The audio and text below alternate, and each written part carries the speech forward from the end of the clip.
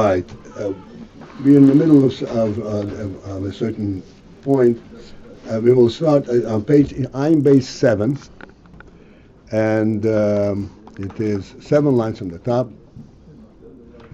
and the line begins with kein, Ayin Chof. 7 lines from the top. That's the way my eyes count. Okay. I didn't count by finger. And it starts. Ayin Chof, kein. Okay.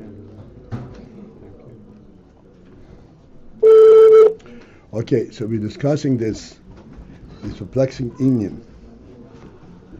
How does oir emanate from an atzmi, from atzmus? So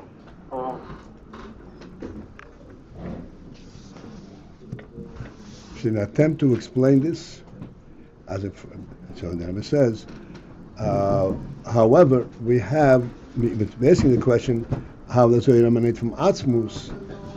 But really, we should be able to understand it from something similar that occurs in the creative world, such as the neshama, which is also an atzmi, and there is oil emanating from the neshama, which is also a wonder.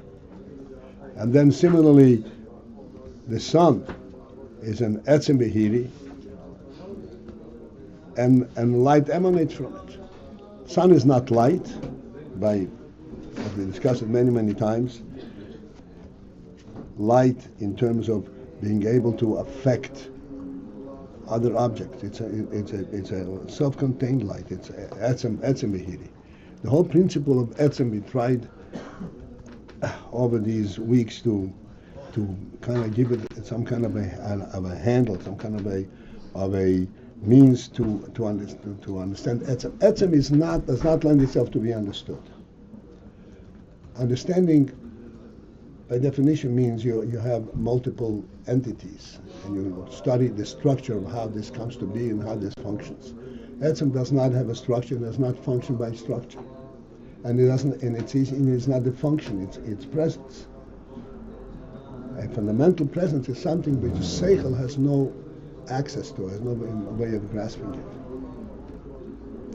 Nevertheless, we do identify etzem, like nefesh. We say nefesh is etzem. Nefesh is not something that that dissipates as it gives off light, for example. It's a life in essence. The sun does not dissipate as it gives off light. Why? Because the need for light by sun is not an accumulation, not a presence. It's an essence.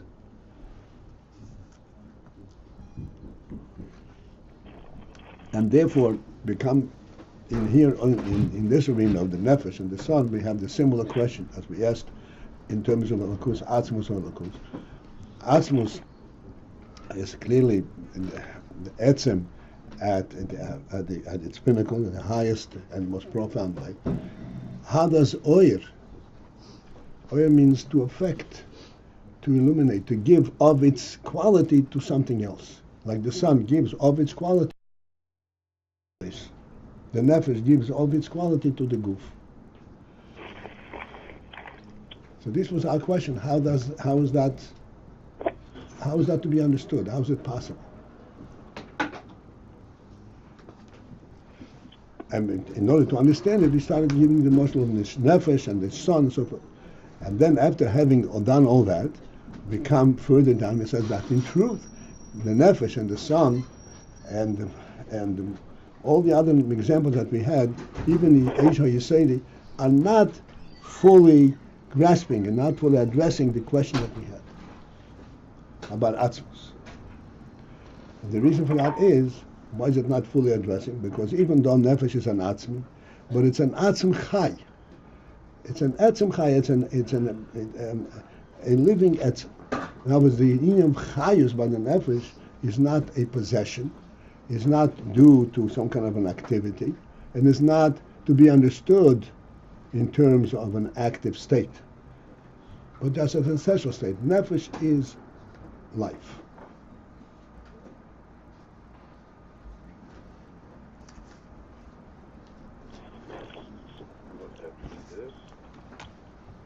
So too is sun is an etzem behidi.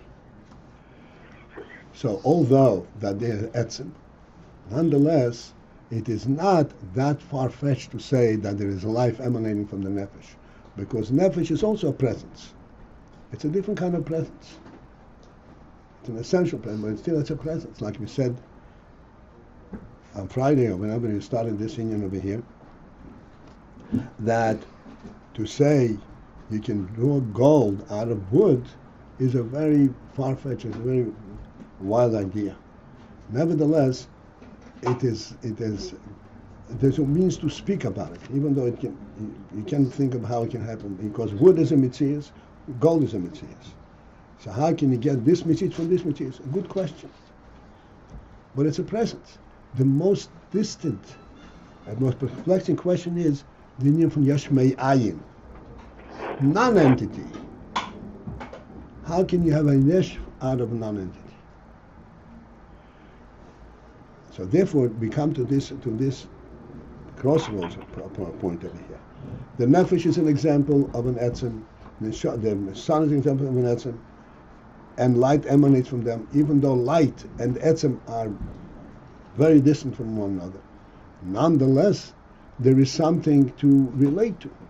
The light comes from this etzem. There is a presence.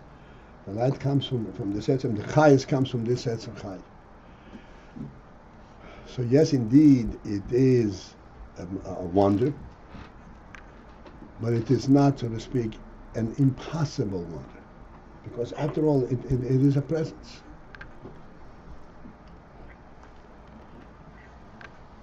This is the point where we're up to. The line begins, kein. Okay, I'm just going to start right in the beginning of the line because I've introduced this line. Kein, due to the fact that it is a mitzius chai, it's a presence that's alive, that's living, a living presence. Shayach loimer. Therefore, it is applicable, it is possible to speak of it in those terms. Hamshachas ha'oir v'agilu miman. That there should be oir, be drawn from it, because there is an entity, a living entity.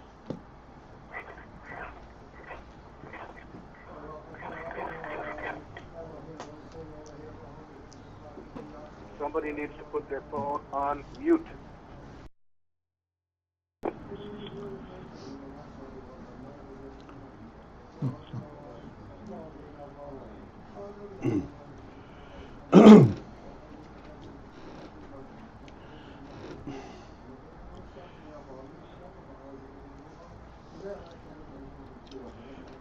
To get us a little bit better handle on the union that we are discussing now, that we're going to be focused on here.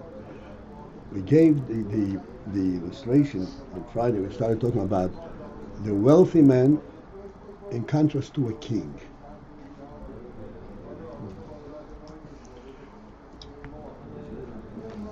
The wealthy man is independently wealthy. You could speak in terms of unlimited wealth. Wealth is never unlimited, but it's unlimited in a practical sense. It's unlimited. I once saw a kind of an interesting way of describing wealth. It says, a man gives his wife $1 million and says he can spend $1,000 a day. It'll take about 3 years to spend the entire $1 million. A man puts down $1 billion and says he can spend $1,000 a day. Quick thinking. It'll take her about 3,000 years to spend it. So when you go down to these practical levels, you see, hey, this is really unlimited. But there's no such thing unlimited. But okay, so the wealthy man has wealth, but he has wealth. He is not devoid of wealth. His self-support comes from the possession of wealth. It's unlimited wealth, but it's a presence. A king, he doesn't have wealth. On the contrary, the Torah says he's not allowed to accumulate a lot of wealth. So how does he support himself? He has a reality. A king is a real presence. The king is the mainstay of the entire country.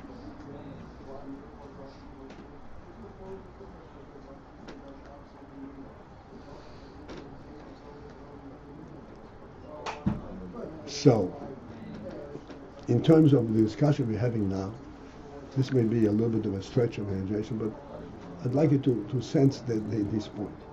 If the wealthy man bestows largesse, bestows wealth, and bestows support, financial support, to a friend, even though the wealthy man, because of his infinite wealth, could not appreciate, what do you mean you need money for breakfast? He doesn't know what that means. Nevertheless, there is that possibility. Yeah, give him $10. $10, he can't even, he doesn't know how to count on 10. But there is something to talk about. But you don't go to the king, ask for breakfast. That's totally out of whack.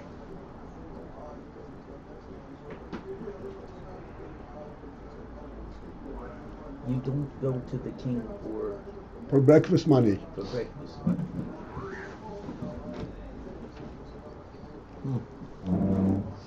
Rabbi Paltiel, Yes, sir. can I say something here? Yes, sure. A quick little mitzvah. Rabbi Wolanski, the guy who's never start, told a story about how when he was a yeshiva booker, and he came to the yeshiva, as a yeshiva from nowhere. Seattle, Washington. Huh? Right. The Rebbe, before he was Rebbe, used to give him whatever it was then, $1.50 or something like that, to get a hot dog and French fries on Motzi Shabbos. And the Rebbe asked him, "Are you spending it on that? You just want to save it. You want to eat?" Yeah. That's Shabbos. The other one didn't know, but he actually buys these French fries from here. Well, breakfast. Dinner Motzi Shabbos. Right. So this we understand. Although, like we always quote the Gemara says that a melech comes with his entourage into a country, and everybody comes out to greet him. There are many different people have different reactions and different attitudes, and point to different interests. One says, "I'm picking the minister of commerce. I'm picking the minister of agriculture." Why each one is picking his particular minister? Because he understands these things. He's in agriculture. He's a farmer, or he is a business person. Then amongst this group, there's a pikach. Pikach means a truly wise person who does not measure the significance of the king on the basis of what he can provide in practical terms. He says, "Ano Nosif Malko, I pick the king." And this is called pikach. Pikach means an open-minded person, a person who senses reality itself. And if we discuss this a little bit for a moment, we could see how this is truly in a category by itself. Because what you pick the king, what are you going to gain out of the king? Are you going to go and ask him for a job? Are you going to ask him for anything, a personal need? During Elul. During Elul, right. So the king is in the, and yet the pikach Nosif Malko, he picks the king because he says, what we really need is a real country. Then they'll have everything else. You can have agriculture, you can have commerce, but you don't have a country. There's no reality to it. a boy, bar mitzvah boy, came into the Rebbe one time with his parents. And the Rebbe was talking to bar mitzvah boy and he asked him, and he learned halachas of tefillin. So of course the boy, and the Rebbe asked him a couple of questions. And the Rebbe asked him, what if somebody, God forbid, does not have a left hand? What does he do for tefillin? So the boy answered correctly, then he puts only the head tefillin. Doesn't put on the hand tefillin. So the Rebbe said, what if he doesn't have a head?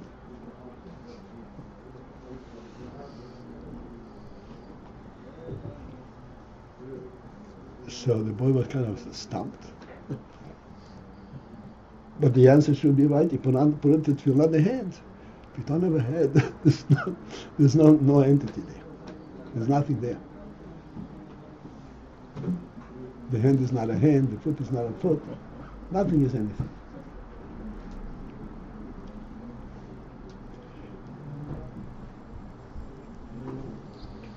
Why does he not put the tefillin on the right arm? Because the tefillin belong on the left arm. There are many different reasons for that, but the tefillin belong on the left hand. Although a lefty puts them on the right arm.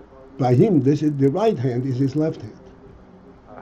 Yodcha means your left hand, not a left hand. Your left hand, that which is left to you, that's what you put on.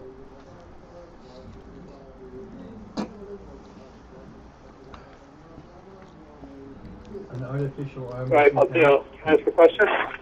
Yeah. Right, the fact that we do ask Hashem for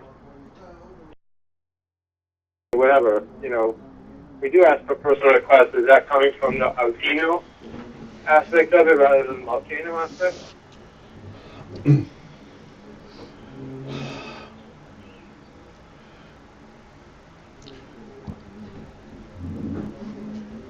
Well, it comes out from Malkeinu aspect, but not Malkeinu at the point of coronation. Once the king is in his palace and the king delegates to his ministers to make sure that everything functions properly and all the inspiration for everything is from the king, then there is inspiration coming visible to the oil. The oil of the melech extends itself to everything, but not directly from the melech. That is, in fact, the perplexing question over here.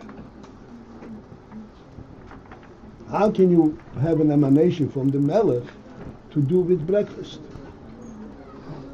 That, in fact, is the question that we're dealing with. It's like Yesh M'Yayin.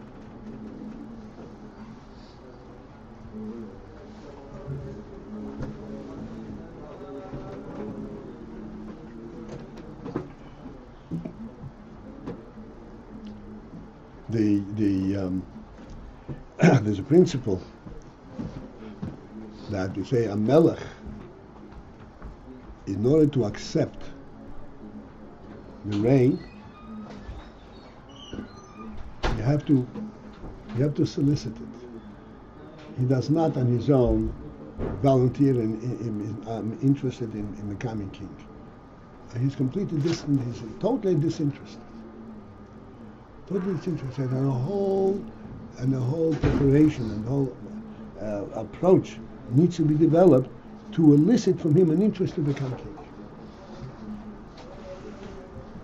This is why there has to be a whole presentation from the whole country, and beetle and all that, submission, a letter of submission and acceptance. But the interesting thing is, once the Melech accepted to be king, then he's a king with a vengeance. Then any infringement in his reign, he will take up with tremendous vengeance. That's called mizan netzach. If anybody tries to unseat the king, not only unseat the king, to take over a certain a little part of his domain, even if it's a piece of desert. You come out with this entire army and fight. This is one of the wonders of kingdom. Not for now to discuss. So the answer to your question is that once he is king, everything pertains to him. Everything what? Everything touches him. Everything is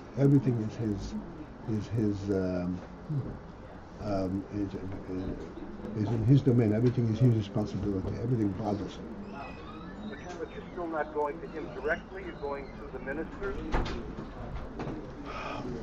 Yes, but the minister has the king's power to implement everything that needs to be implemented. And if there's anything missing in the country, it's a reflection on the king. If the minister fails in that respect, this is what's called Chilul Hashem. What's Chilul Hashem? Chilul Hashem. Atamid Chacham. The Gemara says, Atamid Chacham. Needs a Rav Abigdor, there is a stain on his garment, is a Chilul Hashem. What's a Chilul Hashem? He doesn't care about himself. You represent the Melech. In everything.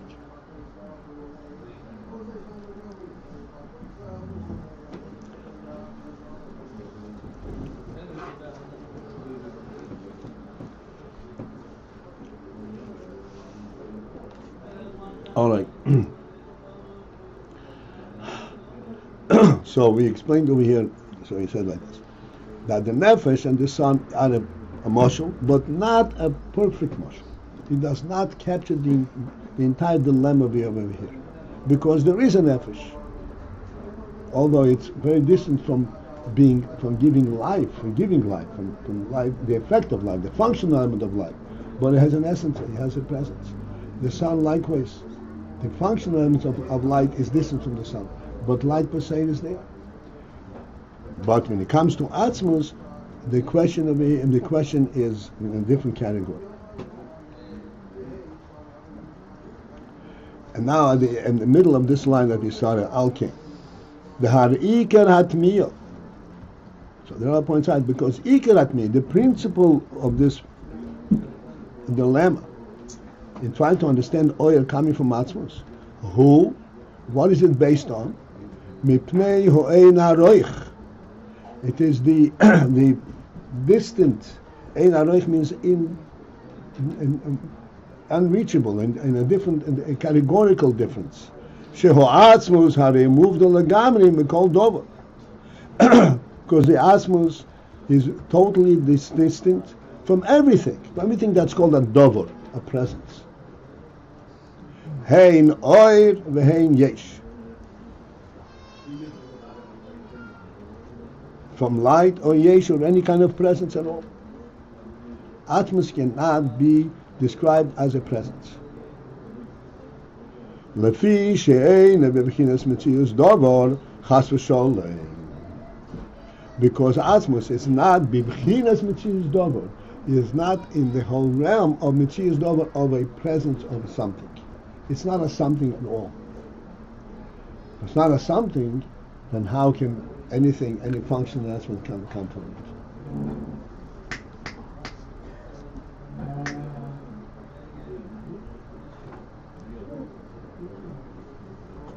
it? Al kein yifle. This is why it is perplexing, wondrous. Eich yimotze mimenu dover ma.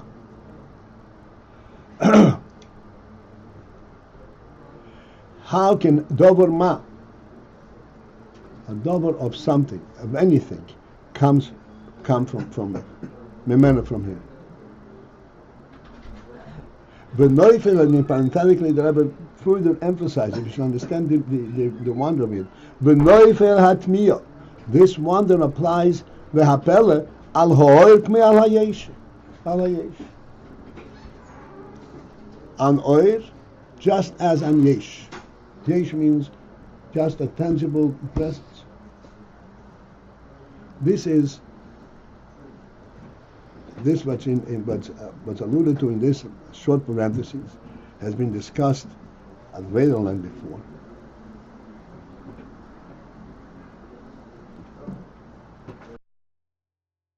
And over there the Rebbe explains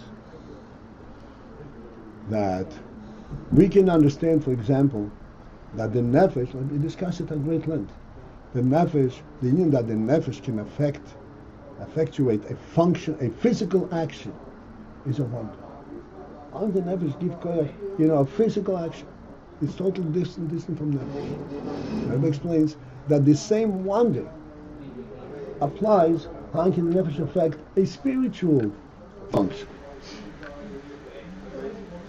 You remember that? I don't know if we pointed out that the nefesh gives the koyach to the hand to move the cup. It's the nefesh. This is not the hand. It's a nefesh. It's a how does it relate to? How is it able to activate the hand to move the cup? That's a wonder. It is no less a wonder, but this you need a little bit of focusing with your sechel. How the nefesh can tell you, I want the cup not to be here, I want it to be here. Which is not a physical thing.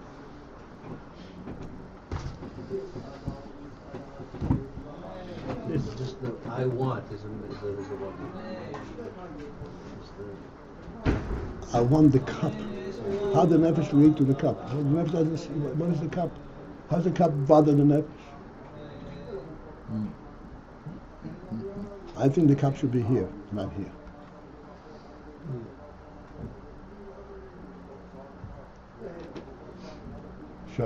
Should we draw this thing to its conclusion? The cup should be here because it's closer to my arm, and if I want to drink, I can more easily get it. That's not the question. The question is just aesthetically. The cup belongs here, not here. There's no practical implication in it.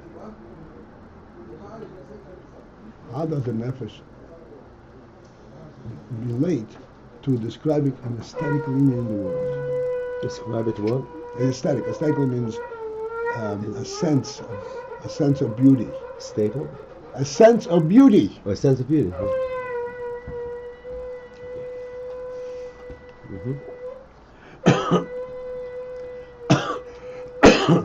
Don't become musicians. Certainly not drummers, because you can lose your ears.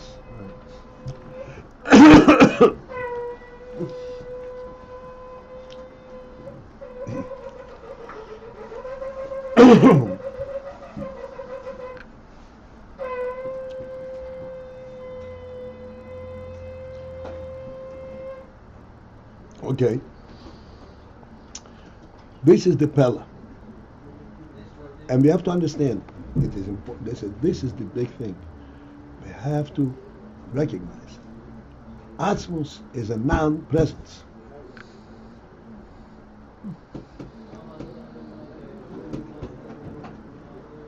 And the whole Indian that Atzmus creates a world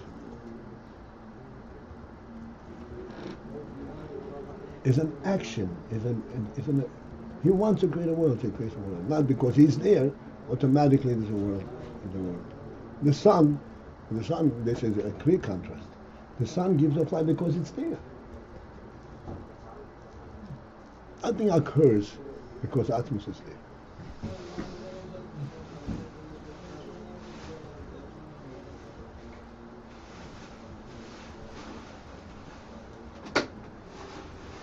This is the pshat in the word Bereshis Bora Elikim. Bora, he creates something that exists before. And everything since then, Vayom Elikim, Vayom Elikim, Vayom Elikim, is a command, it should be, and that's how it comes to be. Vayom Elikim, Hi Oyer, by Hi Oyer. Very automatically, but it didn't happen automatically because there is Atzmus. And he said it became automatic.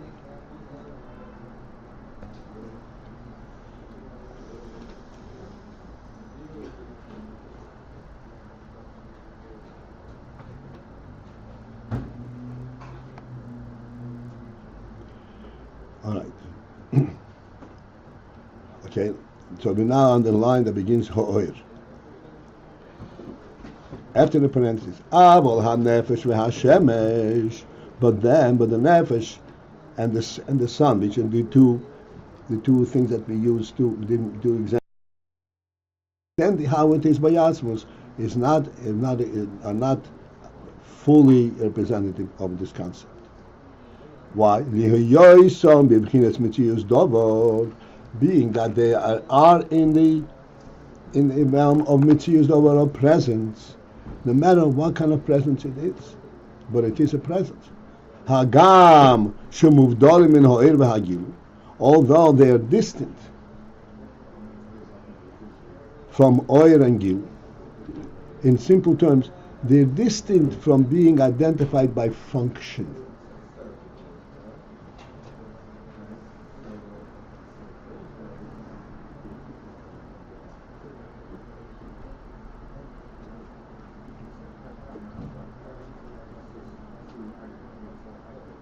Mikol Mokon. Yet still, and the asterisk is a correction, it's a logical correction, that there is a word missing here, Lihiyoy shehem imtzius dover, being that they are in the state and the level of mitzius dover, of a presence, of a something. Lo yifle, it is not wondrous, hamshachas ha'oir v'hagilu mehem.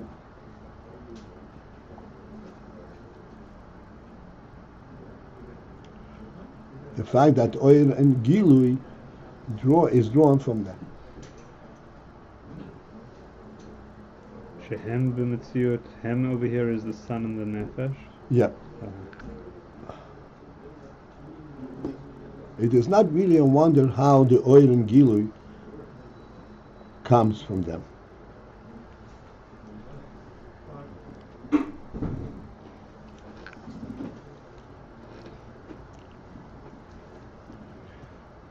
And then in parentheses, the Rebbe explains this more definitively. Vehu, the principle in this is, we say it's not a wonder. Why is it not a wonder?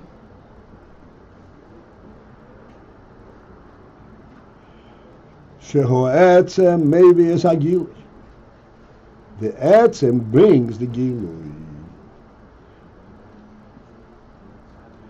After parentheses, we'll discuss what is being told over here.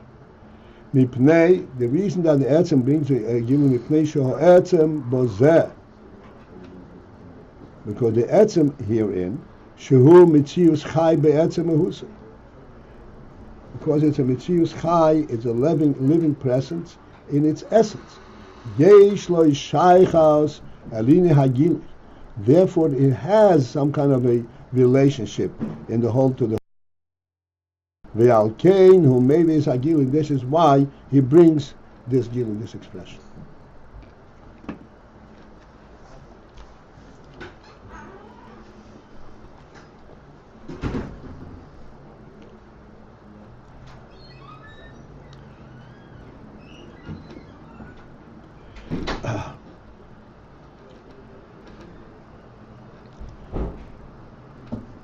What the Rebbe is explaining over here, again, we're talking about very subtle things, and I hope we understand it in its subtlety, rather than make it a tangible thing.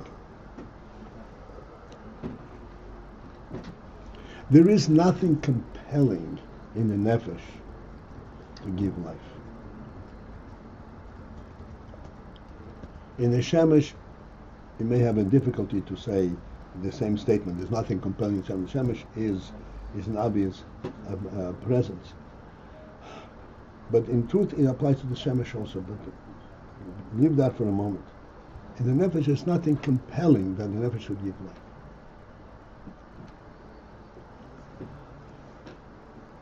Nevertheless, the nefesh, since it's an etzem chai, the nefesh identifies with life.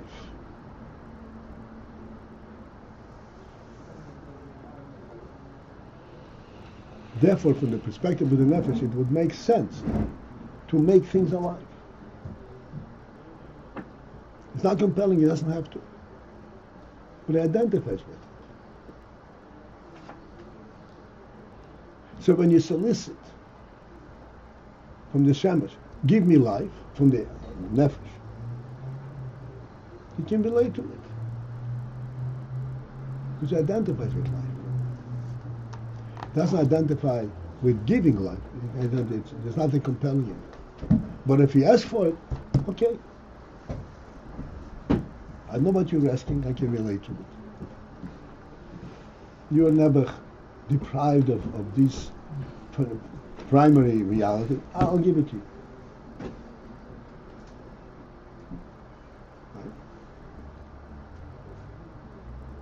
Right? No challenge doesn't reduce it doesn't affect me. We have it. But the nefesh can relate to this request, give me life. Because it is that's etzem chai. The sun, similarly, even though the sun, I said, we will probably have a very difficult different challenge to also understand that the sun is not compelled to giving of light. The reason we have a difficulty in this because we still have a difficulty to realize that the light in the sun is not due to its body, due to the active fire that's going on in the sun, and this is what light comes on. Then it's compelling. There is an element of light in it, pure light, and that light doesn't have to emanate.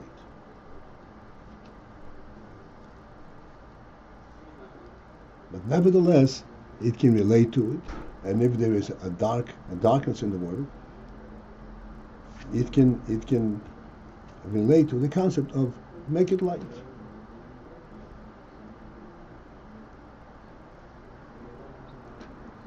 Remember, I showed you in the Chumash. It's a phenomenal thing. When the emanates were created,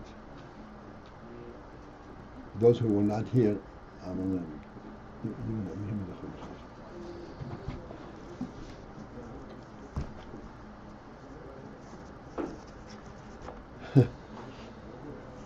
We're going to be learning it in a few weeks.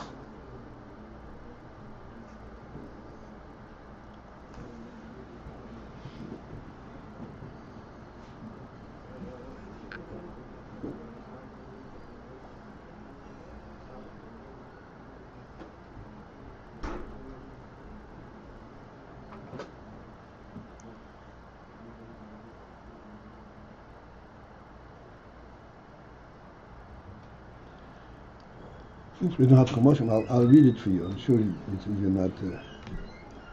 The Chumash is like this. It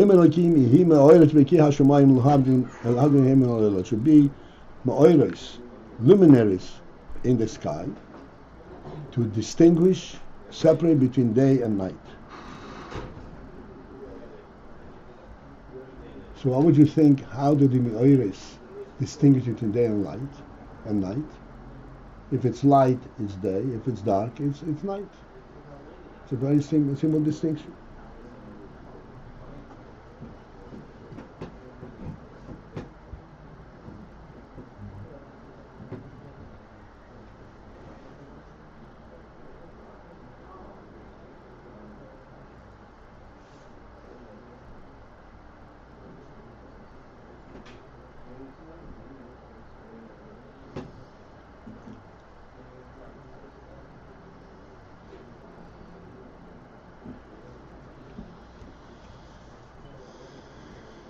Yeah.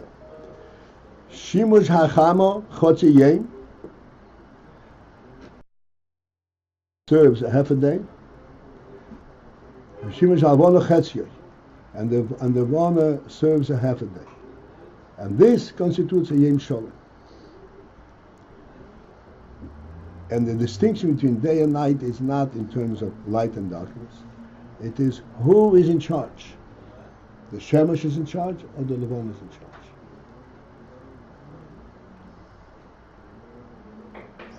But it does not state it so clearly The next pasuk it says, "V'hoyu lima oirish," and they will be lima. The Torah says, "Na'oisis u'miyadim yom nishanim," years and so forth. All of these things will be identified by these ma'oris.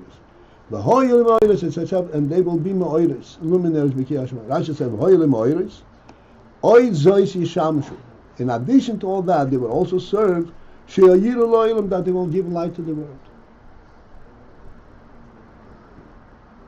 You would think that that's a primary function.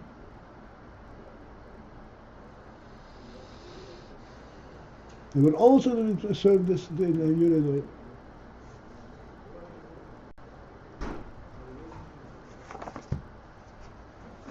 This one, you have the perik and the pasuk.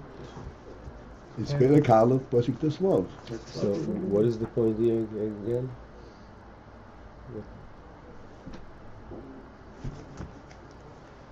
The point is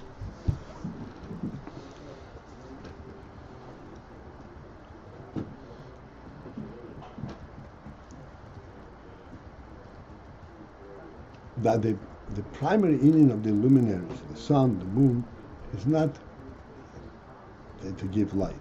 It is being a presence. The sun is present, and that presence identifies, the years and the seasons and all kinds of different things. Light is not. Light is a the light essentially was created the first day. It doesn't come from the sun. The sun carries it. Light is not a physical thing. The sun is the light. Was assigned to the sun. The sun is only a carrier. The sun is not a producer.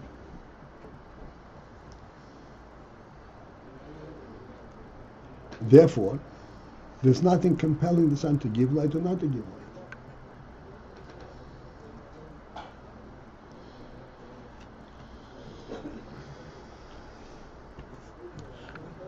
There is nevertheless, and this is what we explained, nevertheless an inherent relationship between the light and the sun that comes from the sun and the sun.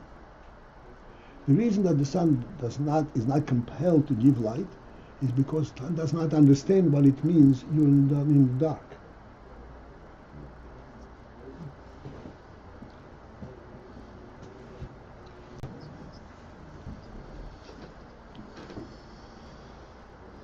Just because it's etzem b'hiri does not mean that it can relate to... Etzem b'hiri. Yeah. Means it's not light out of darkness. So therefore it doesn't have to. Huh? Just like we said before, a rich man, to be sensitive, if he has sechel, he can understand what it means you don't have breakfast. Very far-fetched, but nevertheless he can understand. Because his breakfast comes from the fact that he has money. A melech does not understand.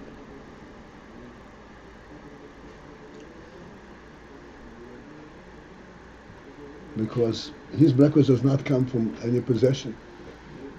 It comes from his reality.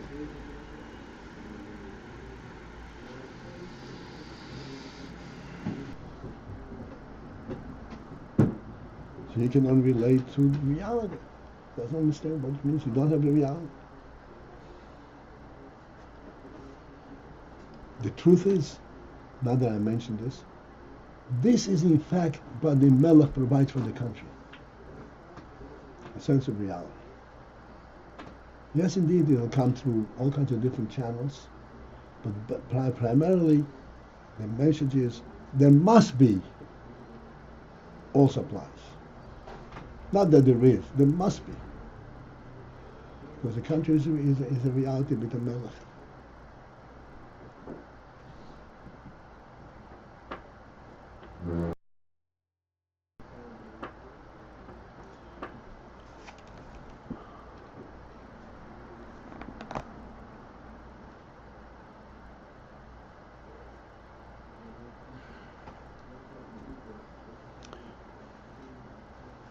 So this is the What you're saying, the king provides, there must be aspect of it.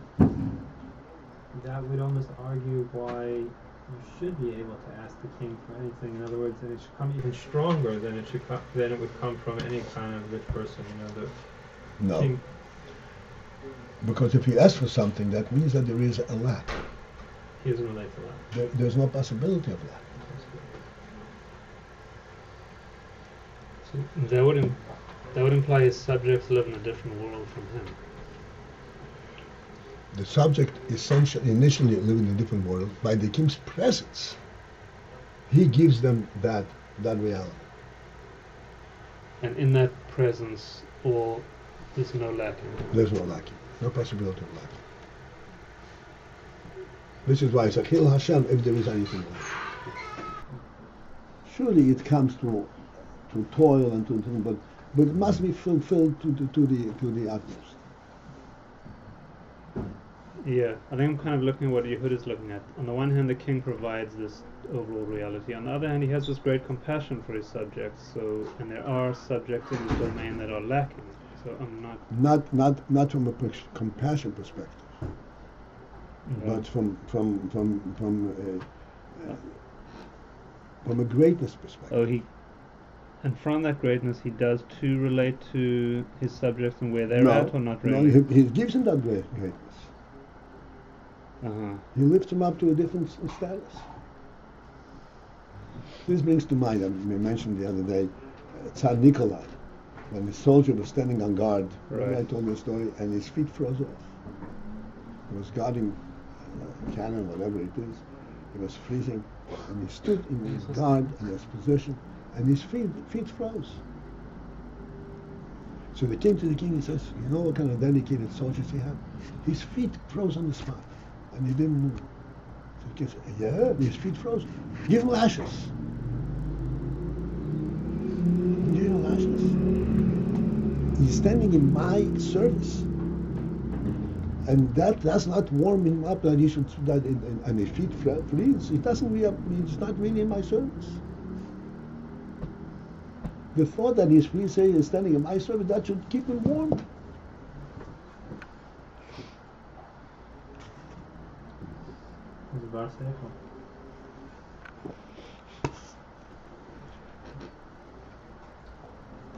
This is what Me'evahit Chakmeini.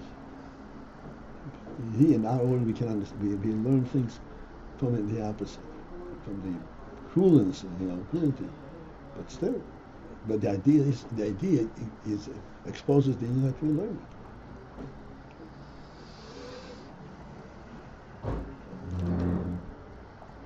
And this is what we're saying. The shemesh and the nefesh.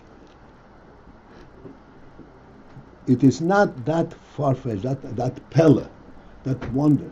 How come there is oil coming from the nefesh? Because the nefesh knows what life is. And therefore, if you ask for it, he knows what to give you. Similarly, the shemesh. This is what he says in the parentheses. Ha'etzem maybe is agil. The etzem brings the gilui, because the etzem has this in it.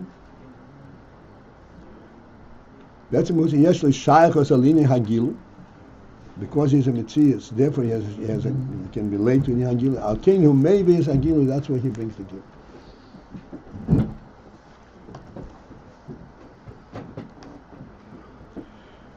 Okay, now we continue after the parenthesis. V'harei hu b'bchinas gilu mi ha'etzem. And thus, the oil qualifies to be called Gilu Mino Etzem. It is something which is actually representative of the Etzem on the Gilu level. Etzem maybe is a Gilu, which means that the Etzem maybe is Gilu. And I have to, it's such a rich in here, I don't want to skip it. What is the meaning of Etzem maybe is a Gilu? Similar to what we discussed till now. Like, the Melech, he gives he guarantees that everything is in place, everything is supplied. But it's not guaranteeing the supply in the terms of the process of producing the supply. But so the etzem there is going to be the supply. It's a must element. Which of etzem maybe is like you. It's not that. It's not that the etzem makes it there from the perspective of the mechanic. Okay. Let's go back. We have many examples that we use, even though I'm stepping away from it, but we said, what is rain? Rain. Rain is water coming down from the sky. Rain is accumulated water in the clouds. What is rain?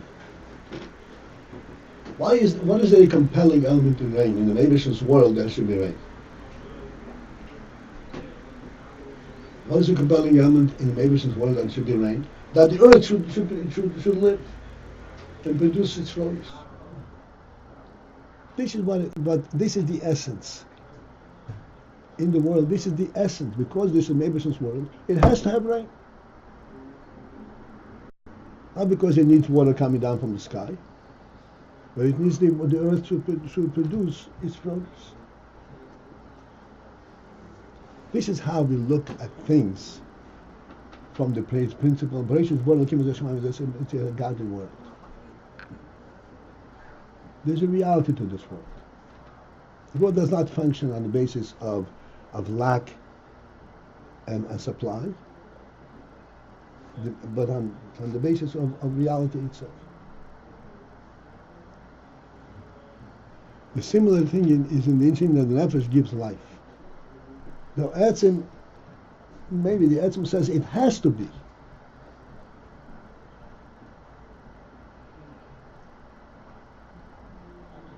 Because the etzem, the nefesh, encompasses the goof, claims ownership of the goof, and therefore the goof has to be alive. Claims The what? son, Claims what? ownership of the goof. Ownership of the goof. The son, like Shalos Bayes, the son claims ownership of the world, and therefore it has to be alive. It's like saying that the reason the gift wants to be alive is because the neshama. I'm sorry, again? It's like saying that the reason the gift wants to be A alive, gi- the body goof, wants to a be gift, yeah. alive, is because the Better neshama speak in wants English because your Yiddish you don't understand.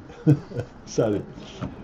Go ahead. Sie wird so als der Gift will leben, weil der Etzem will soll leben, nicht weil der Gift allein will leben. Der Etzem hat gemacht, dass der Gift soll wählen soll leben. That's right. The goof doesn't know it when it needs life. The goof knows something else. The goof knows that it can dissipate. I can run away.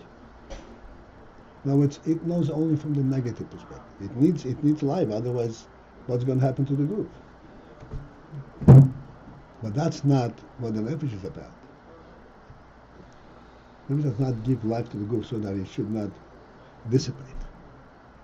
It gives life to the goof in order that the goof should be able to carry out the message and the function of the nefesh.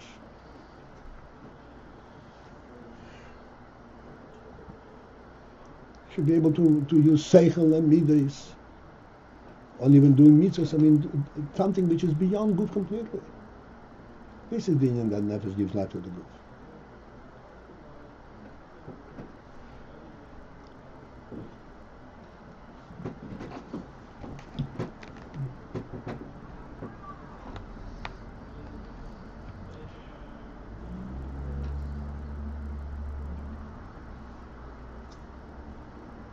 So just sorry, that's maybe the ideally. What's the emphasis there? The emphasis is not just the functional element of the gilui. Of the functional Of the element goof? of the gilui, of the gilui. but the essential element of the gilui.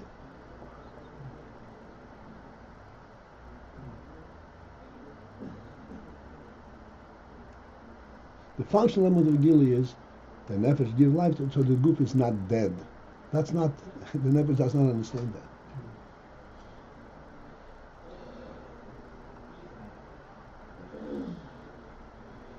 So the goof is alive. It doesn't mean concern about being healthy and being alive. It doesn't concern at all. But what am I supposed to do with it? What's life demand of me?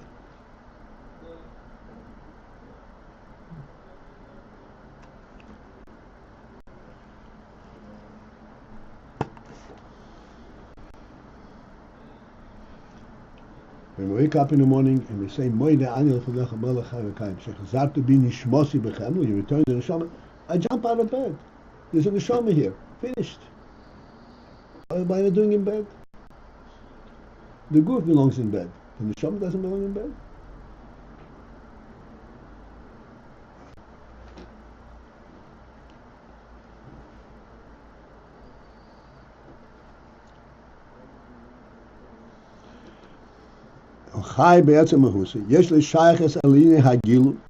Because it has a definition to its mahus, which is chai. Therefore, it has a shaychus, it has some kind of a relationship to the whole principle of gilu. This is why the etzem brings the gilu.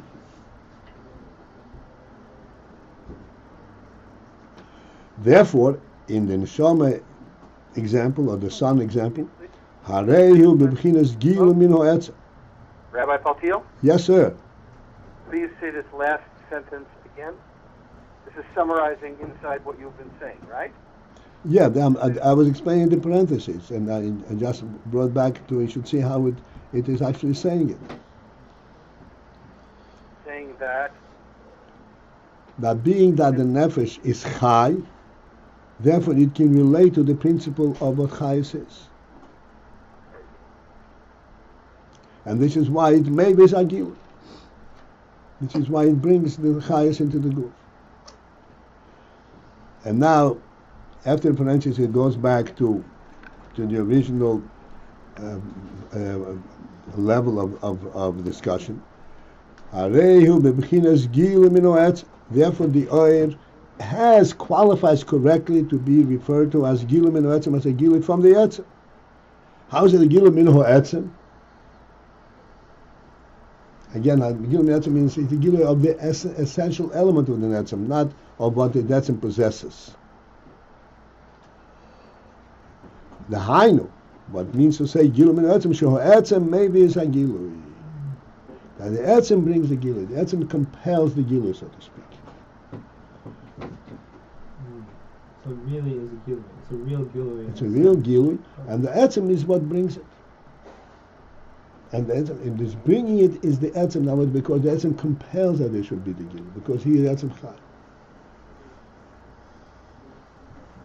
The sun compels that there should be light, because he is an etzem mehiri. It's also a gilui of the etzem. It's only, in other words, that's not what... No, see, this in the sun, it's a good challenge in the sun, because the sun is where we have a difficulty. The light does not come automatically from the sun, conceptually. The light comes from the sun, just like rain does not come automatically from the cloud. It comes with the purpose of feeding the earth. Light does not come automatically from the sun, because there's light in the sun. It comes to illuminate. Why does the sun come interested in illuminate? Because it's an etzem of light. Therefore, there is a lack of light. Let it be light.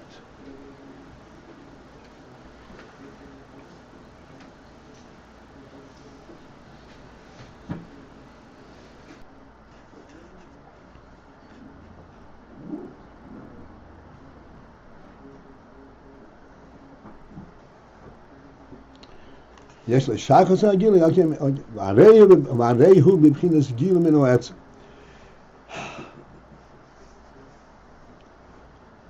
Originally we said that really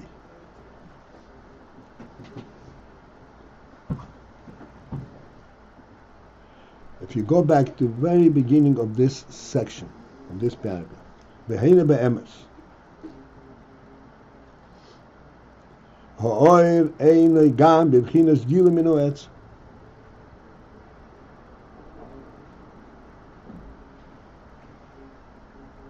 This is what we started with this paragraph with. That really, in essence, the oil is not b'bchinas gilu min ha'etz. Why not? I can explain the whole thing, because the etzem is distant from it, it has nothing to do with gilu. Now we come back after the full cycle, and we said, no, there is an element where it is correct to say that the oil is a b'chinas gilu min ha'etz. But not that in his gilman or etzem automatically. There's an etzem, therefore there is gil. But rather the etzem may be as hagil. The etzem is in a different category. But it's maybe as hagil. And see, there's a subtlety over here. The etzem is maybe as hagil. Why is the etzem maybe as hagil? Because the etzem knows what light is. It appreciates light. This is why it's maybe as hagil. That's why the light is attributable to the etzem, even though it's not compelling. Well, why should the fact that it knows what light is, it relates to it, why should this, maybe is like an active word. It brings it, right? Right. Why should that? Because why should that is, from the perspective of the etzem, this is what truth is. So this is like when you say by the melech, if there's anything missing, it's like an insult to the king. Right. If there's any dark place, this is an insult to Ayr, to the Shemesh. To the Shemesh. Not that the Shemesh itself is missing it. Right. But if I'm here, it has to be light. Merida b'malchus. Right? But at the same time, we're also saying, so that's the one side of it where it's bringing out the Gili. But on the other side of it, we're saying that it's not compelling. It's not compelled. It's not compelling. Right. No, it's because of its atzmius. Because of its own truth that it forces this in you. That's, in other words, it's forcing the in because of its own truth, or that would be compelling. No, because of its own, it forces the in because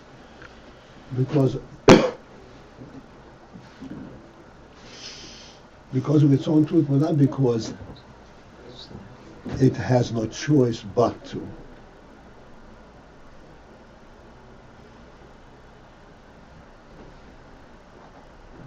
Showing on volitionally, showing on intentionally.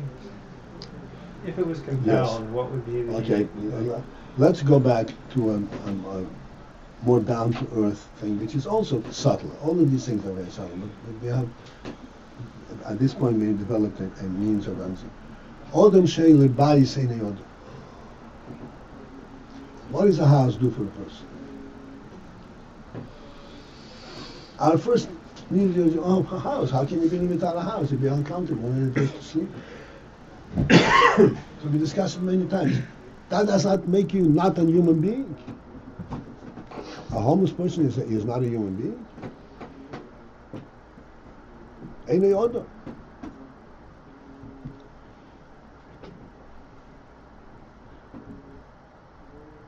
What is compelling in the person? It's not that there has to be a house. Otherwise, it's ein odom. None of the functional element of the human being. It's an essential element. Definition element. The name. You were given a name that you are an odom. You have to be true to that name.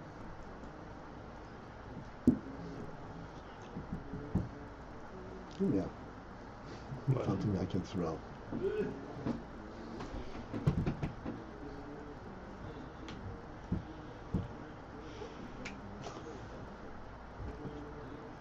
Yeah, I'm there. Getting what I can get. Okay.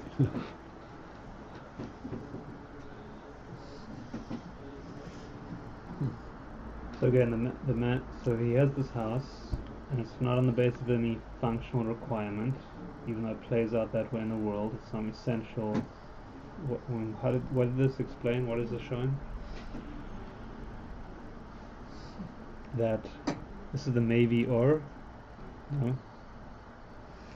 This is the principle of etzem. Because of his atzmius, he demands that it be a house. I don't know if I'm getting. Okay. The human presence builds a house. Not because he needs the functional support of the house, but because it represents the reality, his own reality. So there's something that's, in other words, it's not compelling to have... trying to identified to these two. Compelling would mean if he needs it for his own services, functionally. He can't be himself. He can't be without a house. He gets tired. So he's compelled to have a house. Is this not the same as the nefesh gives life and the sun gives light? I mean, we've been on. Is this a new level of that, or is this, No. This is the same? I'm giving, a more tangible, a lower level of illustration of the concept. Okay, but I thought at the outset we kind of pushed off the nefesh giving life and the sun giving light because they were both in the realm of Metzius, some kind of thing, and we sort of were left with still the main question: how would Etzem give off anything? No. This was in line to explain that nefesh and the sun, we can understand how one brings the other, how the Etzem brings the light, brings the gilui. In those examples, we can We can understand, because what is the gilui consist of when the nefesh gives gilui? It consists of what it is. It is life. It gives life. Okay. Same thing the sun. Right. Right. So this is here we could say we can say the words. The Etzem brings this in, brings this in. By those examples, we can say it and kind of grasp it, and yet we're still left with the question of a real Etzem and how does it give? That's right. The life? Etzem Malakus, which is not a Metzius at all. Yeah. How does that bring gilui? Okay, and this from inside where we just said maybe or. Is this starting to answer that, or that's? This is no. Okay, here's the order of things over here. We asked a question about Atzmus, and we said, wait a minute, we can understand how it's Atzmus because we have an example that functions here in our world, the nefesh and the sun. And then we said, that's not an answer, and that's not a good example. Why? Because the nefesh and the sun are both entities that represent the inyan that they provide. The sun present in essence the inyan for light. Therefore, we can understand how the sun gives light. The nefesh is in essence presents life. It is in the essence of life that it provides. So we can understand how life comes from the nefesh. Again, comes from the etzem of the nefesh, not because it is light. Grab it. You can't grab it. There's no mitzvah of light of life in the nefesh. And it's like the nefesh wants it or not. I have it. There's no such thing. It comes from the choice and from the force of the nefesh. Mm-hmm. But we can understand how that force, how the nefesh forces this, because it is that. Mm-hmm. It identifies with that. Yeah. So okay. So these were not good answers. But this is not an answer to our primary question of Atzmus. Mm-hmm. Because Atzmus is not the dover.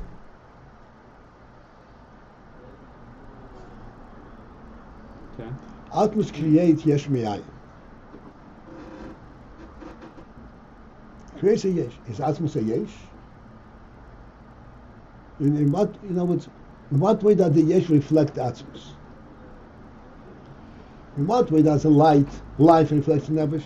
We see how it reflects. Yeah. Reflects nefesh. Right. It's okay. It's just cut down the leg. The first leg. Yeah, that's not. Yes, thank you. So okay. Atmos is even not Ayin also. What? Atmos is not even Ayin. It's not Ayin either. Okay, and have we? Yes, not Ayin. What? And have we moved towards an answer? Have we said anything No. new? We moved towards an answer in the sense that which is not an answer, we know is not an answer. Okay. So that we have a clarity of what the question is. Yes, and when we brought the pasuk from Breshis bara, showing on that it's active, Etzem doesn't by presence, it's a non-presence, doesn't automatically, nothing comes forth, so then it was stressed there's some action, right? There's some, Right. okay. It's totally by choice, and then there's nothing, not representative Yes, and that's also to make that distinction between what we had before, the nefesh or the sun. They kind of have representative elements coming from them.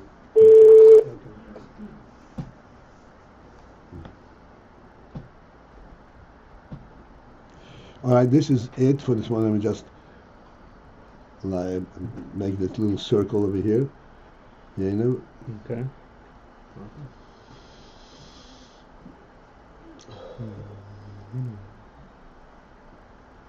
We'll start right after the parentheses. That's it. We'll do a little repetition. But even that sentence over there, is it left hanging over there? Maybe gilu mina etzem, dainu shah etzem, maybe es gilui. That's what we explained. The reason that it's appropriate to say that this is a gilu minho etzem. This is what the Rebbe is saying. The reason that it's appropriate to say that this is a gilu minho etzem is not because it comes automatically from the etzem. But etzem maybe is a gilu. The gilu is representative of an etzem, not of gilu. It's representative of an etzem. Just like by a melech, going back to the melech. The melech provides all kinds of things, but what is it? What does that all these things represent? It represents a malchus, not the food. Not the satisfaction. Which is a deeper level. Which is the etzem. The gilui, the gilui comes from it, but it represents the etzem element rather than the gilui.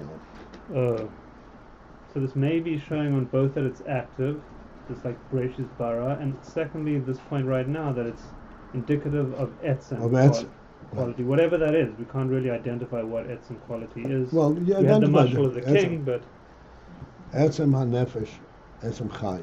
And Tan is etzem behidi. Yeah, we kind of push those off though. Etzem chai gives chayas, etzem or gives or. But now we're talking about an etzem that's not associated with any quality. Yet that this is beyond nefesh and nefesh. Right. That's what I say. Nefesh and shemesh we can understand. And this but the from atzmus per se that remains open. That remains unanswered. Right. And yet the yesh that it gives forth is somehow indicative of that etzem quality. No, chayus is indicative of the etzem quality. Okay. The yesh is not indicative of etzem. Because Rasmus is not a yesh. Okay. That's exactly the question. Yeah. So you say it's life? That is life? Is it the etzem on it? What's confusing to me is that we've always explained gilui as something gilui mina hela. Like, in other words, the thing that is revealed is not. Like, the thing that it is revealing is something completely different. It's something on a much higher level. A higher level, yes.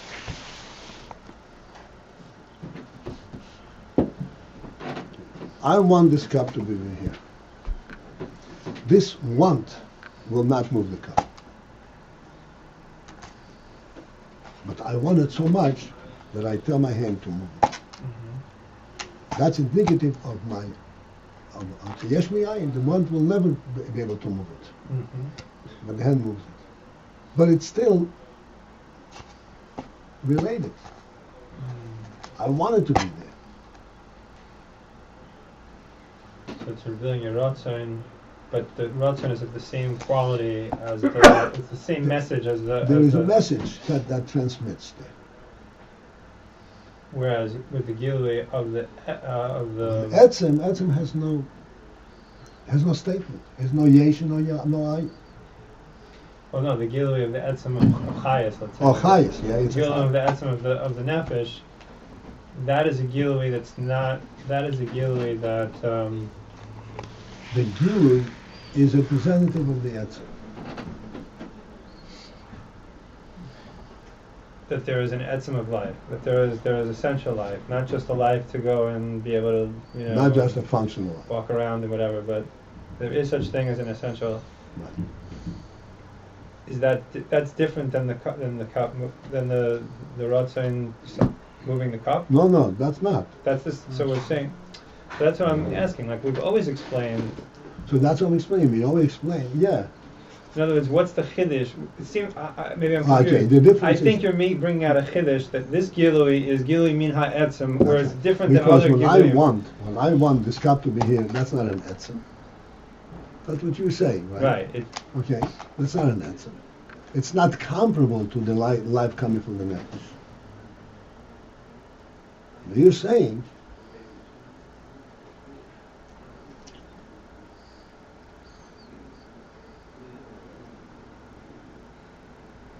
Are you bringing out in this year? Are you bringing out the fact that the Rebbe is bringing gilui min ha'etzem is a certain kind of gilui that is of an outstanding quality. We want to really understand what that means right. in this context, as opposed to other giluyim in other contexts that would not be representing that.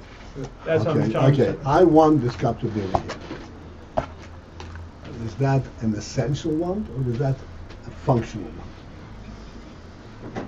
It probably is a functional one. Functional want. It's a circumstantial want, it's in context. That we can understand. So even though it's Gila min ha'elam, Yeah. but there's a context behind it. Etzem is not in context. This is what we spent many shooting in that. Etzem is not in context. So this gilui is bringing a gilui of a completely different reality that has no lack. It's It doesn't. no context, yet it's being revealed in. And the answer real. And they say it's still correct to say it's a Gila min ha'etzem. It's correct to say it because it actually is. Expressing it that which the etzem is.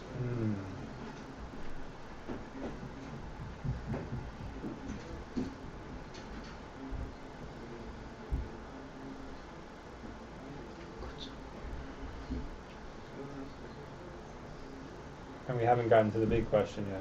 No, the question, that's on the lead to the big question, to understand how big the question is. All right, this is it for this morning. Now I have no battery.